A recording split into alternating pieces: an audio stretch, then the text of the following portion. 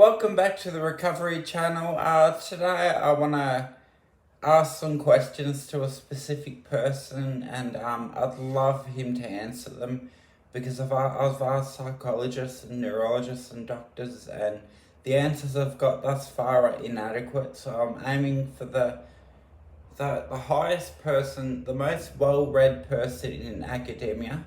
I would love Jordan Peterson to answer the following question. Now, I know his diary's booked out for the rest of his natural born life, but I would love a reply, a 2 or 3 minute reply on some of these questions that have been inadequately answered so far. The first question is how to not be victimized or victimize yourself when you have a perfectly good reason for it.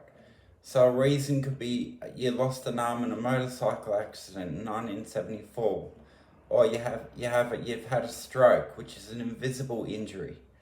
So how do you not victimize yourself when you've got a perfectly good reason to be victimized? The second question is that from what I've read, masters in their field have mastered the basics. So you could say masters mastered the basics. What advice would you give a first-year psychology student? What are the basics of psychology that you have mastered? The third question is regarding the default position we seem to hit when our brain stops being plastic. So around 25 for males, a little earlier for females. Most children are naturally happy and enthusiastic because they're always learning. Their brains are plastic, they're always learning. This happens until we're about 25, and then we need to start reading books like this, and the default position is we need to put our lives together.